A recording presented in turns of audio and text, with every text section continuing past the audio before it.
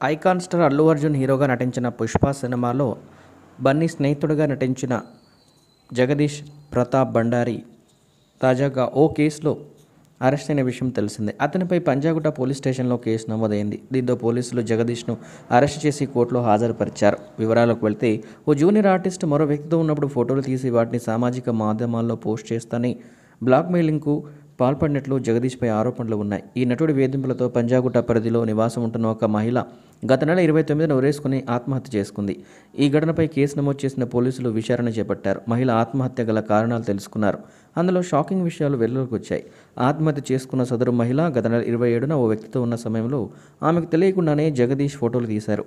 ఆ తర్వాత వాటిని చూపించి బెదిరించాడు. దీంతో మనస్తాపానికి గురైన మహిళ ఉరేసుకుని బలన్మరణానికి పాల్పడిందని పోలీసులు చెబుతున్నారు. కాగా ఈ కేసులో తప్పించుకుని తిరుగుతున్న జగదీష్ను పోలీసులు బుధవారం అరెస్ట్ చేసి రిమాండ్కు తరలించారు.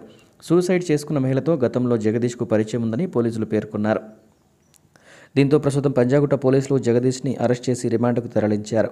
ఇక ఈ విషయం కాస్త పుష్ప మూవీ టీంకి భారీ షాక్ అని చెప్పాలి.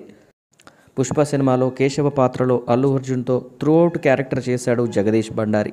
పుష్ప మూవీ బ్లాక్ బాస్టర్ అవడంతో అతనికి మంచి గుర్తింపు వచ్చింది. ఆ తర్వాత అవకాశాలు కూడా భారీగా పెరిగిపోయాయి.